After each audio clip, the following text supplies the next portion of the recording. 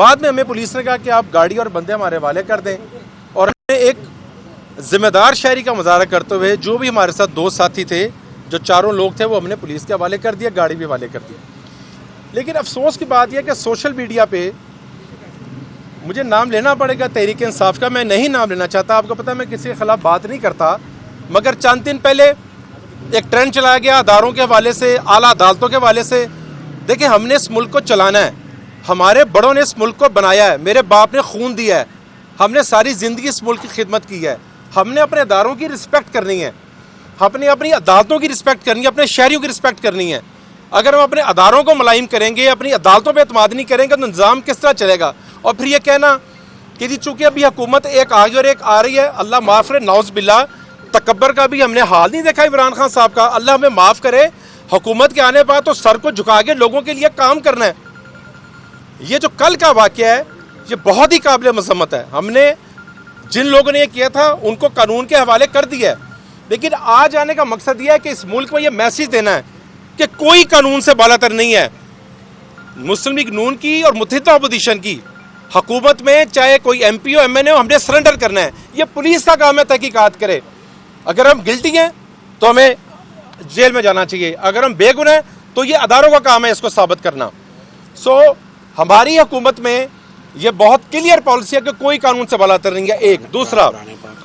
حارث صاحب ہمارے بھائی ہیں، چھوٹے ہمارے لیے قابل عزت ہیں، ہم ان کے اور ان کے اہل خانہ سے ظاہر ہمدردی کرتے ہیں، اور ہم جب یہاں سے فارغ ہوں گے تو بالکل ان کی خبر گیری کریں گے، ان کی صحت یابی کریں گے، قانون کے سامنے پیش کریں تاکہ حقائق سامنے آ سکیں۔ آپ کو اندازہ ہے کہ آج کل پولیٹیکل ایکٹیویٹی بہت زیادہ ہے، ظاہر ہم سب اس پہ مصروف ہیں۔ کل میں میاں نعمان صاحب کے ساتھ ان کے گھر جا رہا تھا اور اپنی گاڑی میں خود چلا رہا تھا، ہم دونوں ایک ہی گاڑی میں تھے، اور پچھلی گاڑی میں دو ڈرائیورز، ایک پی اے اور ایک آرمی سے ریٹائر ہیں سیکیورٹی کے، جو میرے ساتھ فون بھی سنتے ہیں، میرے ساتھ ہوتے ہیں، وہ چاروں بیٹھے ہوئے تھے۔ فردوس مارکیٹ سے ہم نے ٹرن کیا تو ہمیں پیچھے گاڑی نظر نہیں آئی، ہم نے سمجھا کہ شاید اشارے پہ رک گئی ہوگی، ہم گھر آ گئے دونوں۔ 10-15-20 منٹ گزر گئے تو ہم نے کہا گاڑی اب تک کیوں نہیں آئی؟ تو اسی اسنا میں حافظ صاحب کے پی اے کا فون آیا اور انہوں نے کہا کہ ایک گاڑی ہمارے سامنے آئی ہے اور انہوں نے ابیوز کیا ہے اور ہمارا ان سے تلخ کلامی ہو گئی ہے، اور اس کے بعد جو ہماری ونڈ اسکرین کا شیشہ ہے وہ جیک سے توڑ دیا گیا ہے۔ اس کے بعد فون بند ہو گیا، تو ہم نے محسوس کیا کہ یہ مسئلہ کوئی تھوڑا ٹھیک نہیں ہے، تو میں نے اپنے جو میرا سٹاف تھا اس کو میں نے بار بار فون کرنا شروع کر دیا۔ تو کافی فون کرنے کے بعد جب میرا اپنے ایک سٹاف ممبر سے رابطہ تو انہوں نے مجھے کہا کہ ہم پیچھے جا رہے ہیں اور 15 پہ کال کر رہے ہیں، تو میں نے انہیں کہا پولیس کو بلائیں صرف، اور پولیس آ کے کرے، آپ لوگوں کا کوئی کام نہیں ہے۔ اس کے بعد بہت رابطے کے بعد ہی ہمارا اپنے سٹاف سے رابطہ نہیں ہوا۔ اب صورتحال یہ ہے کہ ہمیں اس وقت تک بالکل نہیں پتا تھا کہ آگے جا کے کیا ہوا ہے، یا جو حارث صاحب ہے ان کا آرمی سے تعلق ہے، ہمارے لیے حارث صاحب بھی انتہائی قابل عزت ہیں، ہمارے لیے ہر شہری بھی قابل عزت ہے، اور جو بعد میں ویڈیوز دیکھی وہ انتہائی قابل مذمت ہیں، جو بھی اس کو دیکھا وہ اس کی مذمت کرے گا، اس پہ دکھ کا اظہار کرے گا، وہ نامناسب فعل تھا جو بعد میں ہوا۔ تو ظاہر ہے جب ہمارے لیے میں یہ بات آئی، کیونکہ حافظ صاحب کی گاڑی جو تھی وہ کافی ٹوٹ چکی تھی، تو ہم نے بہتر سمجھا کہ ہم پولیس سے رابطہ کریں، ہم نے فوری طور پہ پولیس سے رابطہ کیا، سارا ماجرا ان کو بتایا، اور انہوں نے کہا جی کہ ایسا کوئی واقعہ آپ ذرا اس کو چیک کر لیں کہ یہ واقعہ کیا ہے۔ بعد میں ہمیں پولیس نے کہا کہ آپ گاڑی اور بندے ہمارے حوالے کر دیں، اور ہم نے ایک ذمہ دار شہری کا مظاہرہ کرتے ہوئے جو بھی ہمارے ساتھ دو ساتھی تھے، جو چاروں لوگ تھے، وہ ہم نے پولیس کے حوالے کر دیا، گاڑی بھی حوالے کر دی۔ لیکن افسوس کی بات یہ کہ سوشل میڈیا پہ مجھے نام لینا پڑے گا تحریک انصاف کا، میں نہیں نام لینا چاہتا، آپ کو پتہ ہے میں کسی کے خلاف بات نہیں کرتا، مگر چند دن پہلے ایک ٹرینڈ چلایا گیا اداروں کے حوالے سے، اعلیٰ عدالتوں کے حوالے سے۔ دیکھیں، ہم نے اس ملک کو چلانا ہے، ہمارے بڑوں نے اس ملک کو بنایا ہے، میرے باپ نے خون دیا ہے، ہم نے ساری زندگی اس ملک کی خدمت کی ہے، ہم نے اپنے اداروں کی رسپیکٹ کرنی ہے، ہم نے اپنی عدالتوں کی رسپیکٹ کرنی ہے، اپنے شہریوں کی رسپیکٹ کرنی ہے۔ اگر ہم اپنے اداروں کو ملائم کریں گے، اپنی عدالتوں پہ اعتماد نہیں کریں گے تو نظام کس طرح چلے گا؟ اور پھر یہ کہنا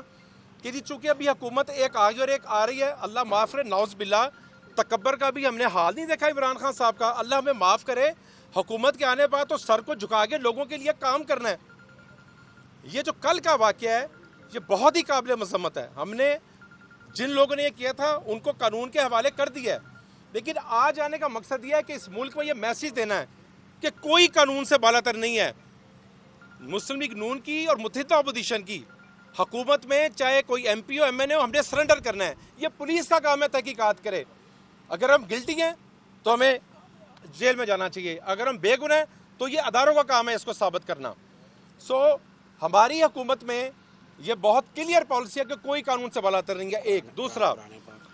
حارث صاحب ہمارے بھائی ہیں چھوٹے, ہمارے لیے قابل عزت ہیں, ہم ان کے اور ان کے اہل خانہ سے ظاہر ہمدردی کرتے ہیں, اور ہم جب یہاں سے فارغ ہوں گے تو بالکل ان کی خبر گیری کریں گے, ان کی صحت یابی کریں گے,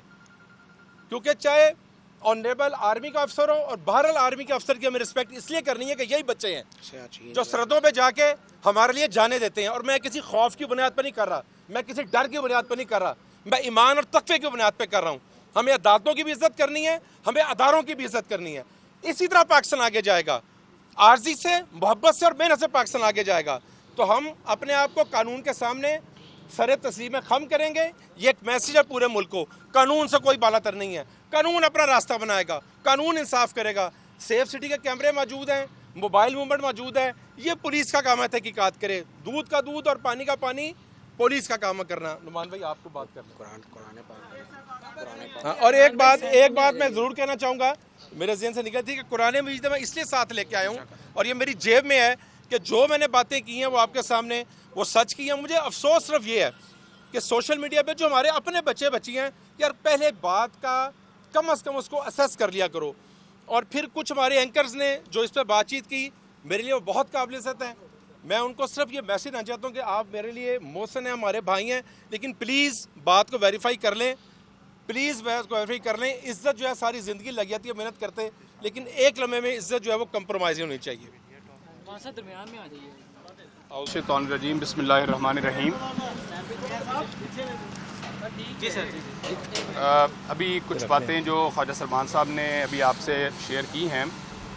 خواجہ صاحب نے قرآن مجید کے حوالے سے ذکر کیا ہے, تو میں آپ کو بتانا چاہتا ہوں کہ میرا گھر تو وہ ہے کہ جس میں میرے سینے کے اندر قرآن مجید محفوظ ہے, اور میرے گھر کے اندر میرے بچے اور میرے بھتیجے سارے حافظ قرآن ہیں, اور تقریباً 15 حافظ قرآن ایک گھر کے اندر رہتے ہیں. تو اس لیے میں سمجھتا ہوں کہ کوئی جھوٹ بولنے کی ضرورت نہیں ہے کسی قسم کی, کیونکہ لعنت اللہ علی الکاذبین, جھوٹوں پر اللہ تعالیٰ کی لعنت ہوتی ہے. حقیقت یہ ہے کہ جس طرح خواجہ سلمان صاحب نے آپ کو یہ بات بتائی کہ ایک سٹاف کی گاڑی جو پیچھے تھی, جو ہمیں علم نہیں تھا کہ وہ کہاں پر ہے, جب ہم گھر پہنچے تو ہمیں پتہ چلا کہ گاڑی وہاں نہیں پہنچی.